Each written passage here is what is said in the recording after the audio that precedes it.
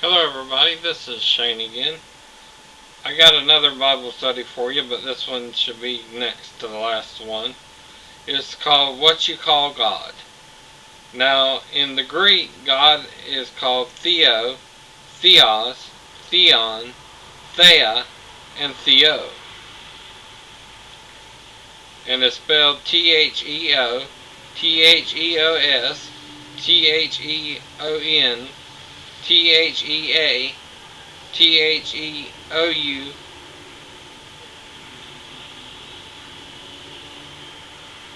Thou, and that's how you spell it in the Greek.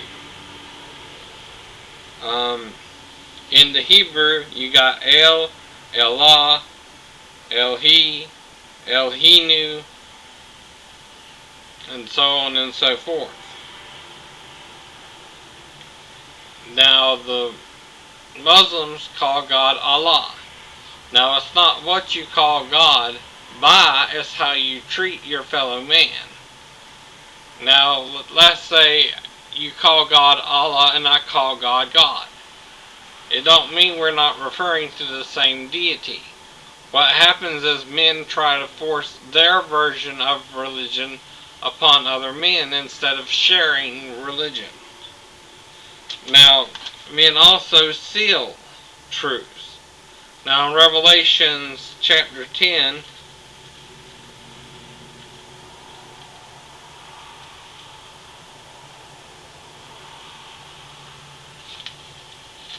verse 1, "And I saw another strong angel come down out of heaven, having been clothed with a cloud, and a rainbow on his head, and his face as the sun, and his feet as pillars of fire.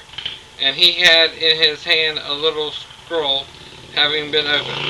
And he placed his right foot on the sea, and his left foot on the land, and cried with a great voice as a lion roars. And when he cried, the seven thunders spoke their sound. And when the seven thunders spoke their sound, I was about to write, and I heard a voice out of heaven saying to me, Seal what things the seven thunders spoke, and do not write these things. And the angel whom I saw, standing on the sea and on the land, lifted his hand to heaven, and swore by him living forever and ever, who created the heavens and the things in it, and the earth and the things in it, and the sea and the things in it, that time shall no longer be. But in the days of the voice of the seventh angel, whenever he is about to trumpet, was even ended the mystery of God, as he preached to his slaves the prophets." Now turn to John 12,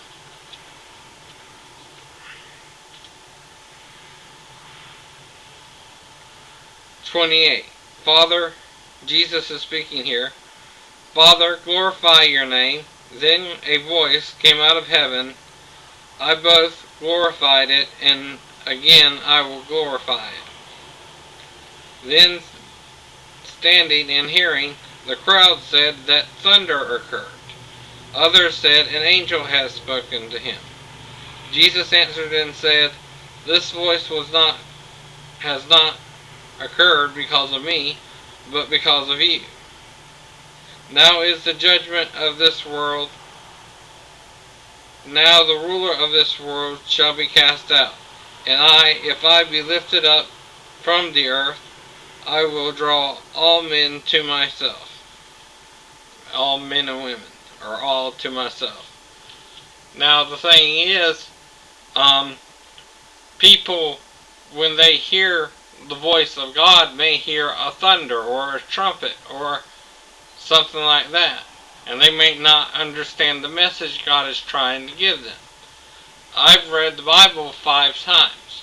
It's not that that makes me any smarter or any more better, but I understand things men might not want to see right now, the secret things of God. So all I can do is try and share it with people and hope they'll listen. Now, in the secret things of God once revealed, You have freedom. The truth shall make you free. The truth doesn't deliver you into bondage. And it's like with different topics I've dealt with.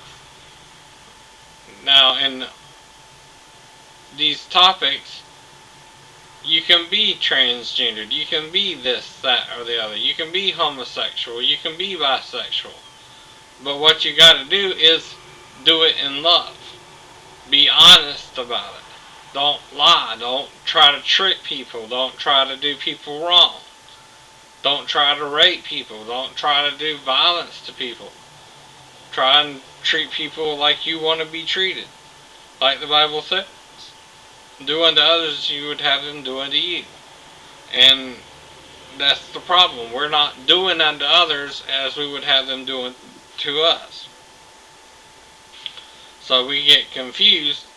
And what men do is they fear that they are gay or homosexual or something like that and attack other men because of their fear that they're gay. Now you're better off to be gay and admit it than to be gay and try and kill someone because they're gay. That's also offering someone as a sacrifice to God, which we shouldn't do anymore.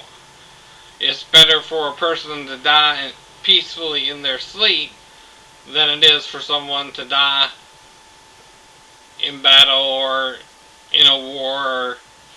But no matter how you die, God is with you. That's the whole point. You know, God is with you no matter how you die. And God will lead you either into paradise or into torment. Now, hopefully you'll go to paradise if you're a good, just person and fighting for the right reasons. There's things like that. God knows who is who. God knows the good people from the bad people. And people who are trying to do the right thing and people who aren't trying to do the right thing. Now, you can still call Jesus, Jesus. I ain't saying don't call Jesus, Jesus anymore. But his Hebrew name, for instance, is Yahushua. So you can call him Yahushua, and that be his true name. Or Yehoshua. Whatever you feel comfortable calling him. Or just Yeshua. You have choices. Now, what you do with those choices is up to you. How you treat people after you make a choice is what determines your value as a human being. Do you treat people right? Or do you try and treat people wrong because you don't understand something they're telling you? You don't want to listen. You want to hate. God isn't the God of hate. Satan is. God doesn't hate nothing we do. God loves us. The problem with Moses is Moses couldn't tell us that the right way. He added to the commandments of God. That's why you got 5 books of Moses. And, you know, because he couldn't deal with the real message. Neither could the apostles, because Jesus himself didn't write a book. Only the disciples wrote what Jesus advised them to write. Now, was it Jesus who told them not to write things down? I'm not sure. But if it was, then there was a time when it will be allowed to be written out, and I think that time is now. Before it ends, before it's too late to give you a second chance. So if you can understand that, you can know God better and come to the knowledge of the truth. And God would have all men saved and brought to the knowledge of the truth. That's what Paul said in Timothy. So just do the right thing and love God.